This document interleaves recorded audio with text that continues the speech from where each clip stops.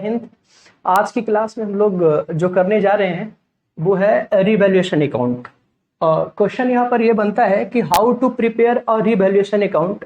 हम लोगों ने पहले पढ़ा है कि जब change in PSR among the existing partner होता है या किसी पार्टनर के बीच में एडमिशन होता है, रिटायरमेंट होता है, डेथ होता है, तो एक्चुअली में हम लोग करते क्या है, दो चीजें पे ध्यान देना होता है। एक तो अकाउंटिंग ट्रीटमेंट है और दूसरी है एडजस्टमेंट। तो एडजस्टमेंट में हम लोगों ने ऑलरेडी पहले पढ़ रखा है रेशियोज के बारे में, गुडविल के बारे में, और उसके बाद रिजर्व एंड सरप्लस के बारे में।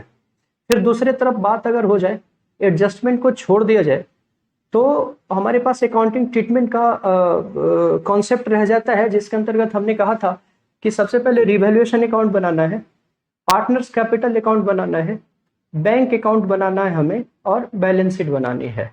यानी ये जो है रिवैल्यूएशन अकाउंट वो हर केस में यूज होगा, चाहे वो चेंज इन पीएसआर का हो, एडमिशन ऑफ ए पार्टनर का हो, रिटायरमेंट ऑफ ए पार्टनर का हो, etc। तो आइए हम लोग देखते हैं कि रिवैल्यूएशन अकाउंट कैसे बनाया जाएगा।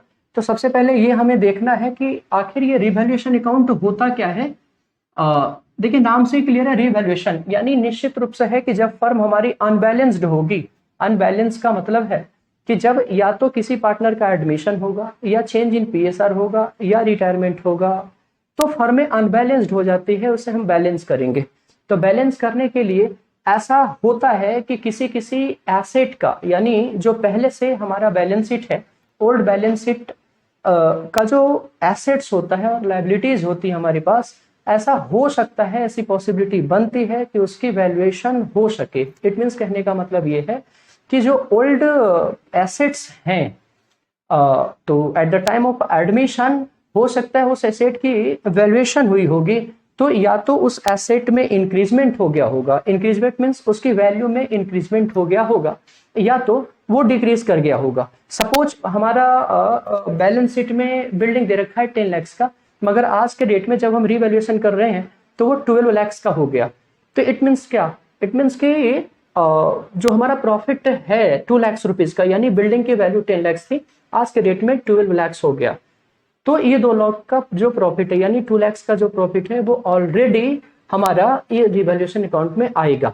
ठीक उसी तरीके से बिल्डिंग ही नहीं कह रहा हूं मैं, आखिर बिल्डिंग हो जाए, स्टॉक हो जाए, डेटर हो सकता है, प्लांट एंड मशीनरी हो सकता है, फर्नीचर हो सकता है, और उस प्रकार से लायबिलिटीज भी होंगी जिसकी वैल्यूएशन में रिड्यूसमेंट हो सकता है या तो इंक्रीजमेंट हो सकता है। इट मीन्स कोई भी लायबिलिटी जो है वो इंक्रीज भी कर सकती है और डिक्रीज भी कर सकती है। इसका मतलब ये है कि रिवैल्यूएशन अकाउंट जो हम लोग करने जा रहे हैं उसमें ये बातों को कंसीडर करेंगे, एक वैसे एसेट्स और लायबिलिटी की बातों को कंसीडर करेंगे जिसकी वैल्यूज में या तो इंक्रीजमेंट हुआ है या रिड्यूसमेंट हुआ है, यानी उसकी वैल्यू बढ़ी है या तो घटी है। सबसे पहले रिवैल्यूएशन की बात करते हैं। तो revaluation account is also known as P&L adjustment account. ये मार्क करने वाली बात है कि रिवैल्यूएशन अकाउंट को प्रॉफिट एंड, फिर से मैं बोल रहा हूं, revaluation account is also known as P&L adjustment account. P&L adjustment account, ये समझना होगा, पेपर में कई बार आता है कि आप रिवैल्यूएशन अकाउंट बनाओ, हम लोग तो बना लेते हैं, बट वो कहीं इसके दूसरे वर्ड अगर P&L एडजस्टमेंट अकाउंट पूछता है तो हम लोग नहीं बता पाते हैं। हम लोग को लगता है कि हम लोग नहीं जानते हैं इन चीजों को। P&L एडजस्टमेंट अकाउंट आज तक हमने बनाया ही नहीं है, इसलिए सबसे पहले ये समझना चाहिए कि revaluation account is also known as P&L adjustment account. आइए रिवैल्यूएशन अकाउंट बनेगा कैसे, इसके बारे में जानते हैं। इसके लिए 2 पॉइंट्स रखूंगा मैं आपके सामने। सबसे पहले है एसेट्स के बारे में।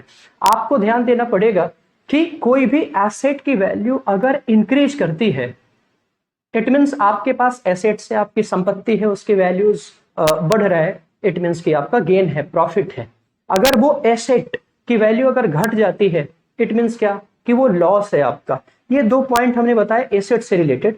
ऐसे ही 2 पॉइंट्स लायबिलिटीज से रिलेटेड है कि सपोज लायबिलिटीज आपके पास एक है क्रेडिटर, और वो क्रेडिटर 15,000 का था और आज के डेट में 12,000 उसकी वैल्यू है। इट मीन्स कहने का मतलब कि उस क्रेडिटर को हमें 15,000 पे करना था और आज के डेट में अब 12,000 मुझे पे करना है। इट मीन्स कि 3,000 का प्रॉफिट हो गया। ठीक इसी का रिवर्स एग्जांपल लेता हूं कि हो सकता है कोई बिल्स पेबल है, यानी बिल्स हमें देना है, और वो 20,000 का है, बट मुझे आज के डेट में वो 25,000 देना है। इट मीन्स कहने का मतलब है कि लायबिलिटी हमारी इंक्रीज कर गई, और इंक्रीज करेगी तो हमारा लॉस है, एक्सपेंस है हमारा। ये 4 पॉइंट को हमें ध्यान देना पड़ेगा कि एसेट इंक्रीज कर रहा है, डिक्रीज कर रहा है। अगर एसेट इंक्रीज करेगा तो प्रॉफिट है, अगर एसेट डिक्रीज करेगा तो लॉस है। लायबिलिटी अगर इंक्रीज करेगी इसका मतलब लायबिलिटी हमें ज्यादा पे करना पड़ेगा, तो ये एक्सपेंस है। अगर लायबिलिटी घट गई, डिक्रीज कर गई, इट मीन्स कि हमारा प्रॉफिट है। तो ये 4 पॉइंट को सबसे पहले हमें समझना पड़ेगा। तो ये जो रिवैल्यूएशन अकाउंट हम लोग बनाते हैं, जस्ट लाइक अ P&L एडजस्टमेंट अकाउंट यानी P&L अकाउंट है, जितने भी एक्सपेंस होंगे वो डेबिट करूंगा, मैंने यहाँ पे डेबिट लिख रखा है, और जितने भी इनकम होंगे उसे हम क्रेडिट करेंगे, जैसा कि सबसे पहला पॉइंट मैं बोलने जा रहा हूं। सबसे ये क्या है ना, हम लोगों को पता है कि 2 की तरफ से स्टार्ट करते हैं।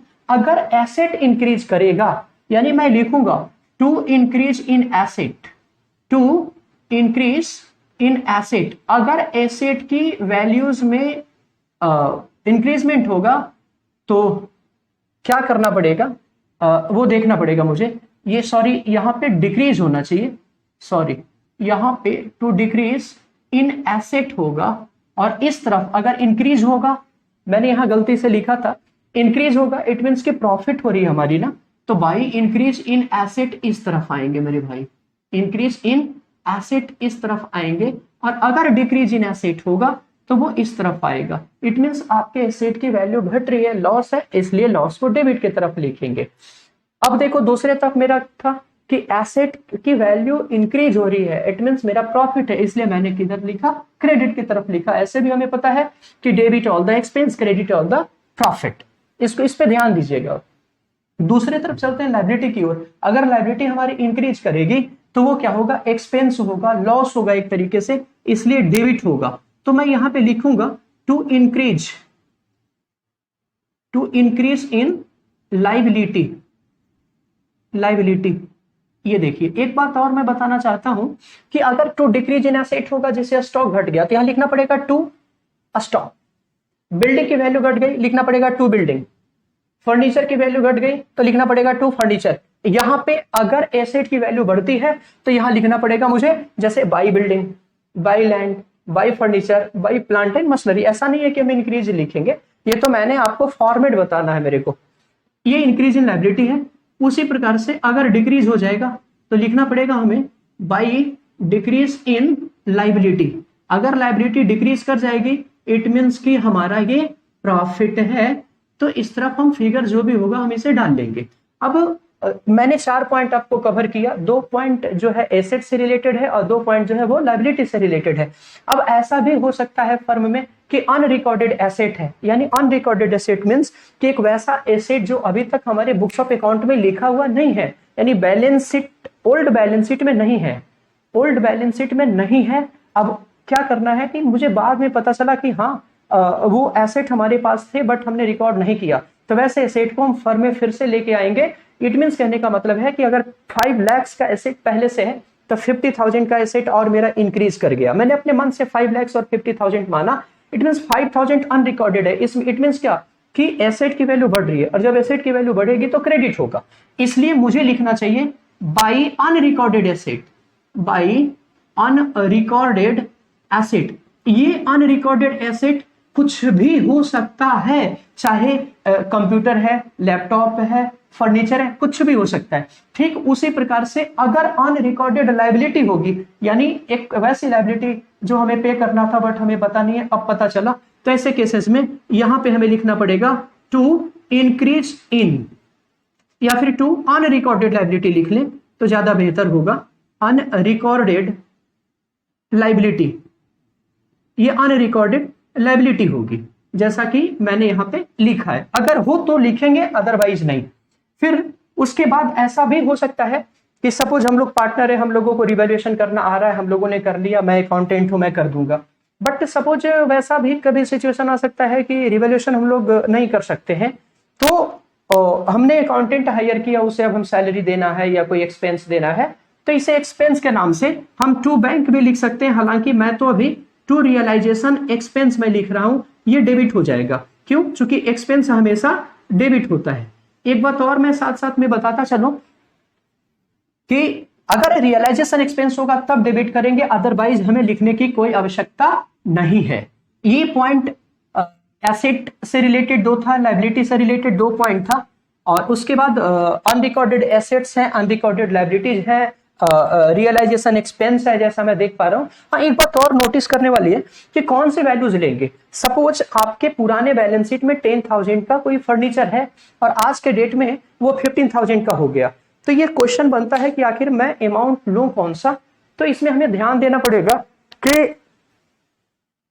10,000 नहीं ले रहा है ना तो 15 लेना है। मैंने क्या बोला अभी कि 10,000 ओल्ड बैलेंस शीट में शो कर रहा है और 15,000 आज के डेट में उसकी वैल्यू हो गई, तो ना तो मुझे 10 लेना ना 15 लेना है। इट मींस मेरा कहने का मतलब है कि जो दोनों के बीच का डिफरेंस है, गैप है, ऐसा एसेट्स में भी होगा और ऐसी लाइबिलिटी में भी होगी। इट मींस इस वाले केसेस में 5,000 हम रिकॉर्ड करेंगे क्रेडिट के साइड में। इट मींस जितनी लाइबिलिटी और एसेट की वैल्यू चेंज होगा, मैं फिर से कह रहा हूं, जितनी एसेट और लाइबिलिटी की वैल्यू चेंज होगी, that will be recorded in the revaluation account. Okay, हाँ, 15,000 की बात है तो हम आगे करेंगे, जब बैलेंस शीट बनाते हैं तो 15,000 लिखेंगे। क्योंकि 10,000 का अगर फर्नीचर है, आज के डेट में 15,000 हो गया है, तो 5,000 मैं यहां पे रिकॉर्ड करूंगा यहां पे, बट हाँ, बैलेंस शीट जब बनाऊंगा तो 15,000 लिखूंगा। चलिए अब आगे चलते हैं। अब बातें क्या है, जब सारी ट्रांजेक्शन्स लगभग पूरा हो जाए, ठीक है, तो हम क्लोज करेंगे अकाउंट्स को, और जब हम क्लोज करेंगे तो यहां पे टोटलिंग कर लेंगे।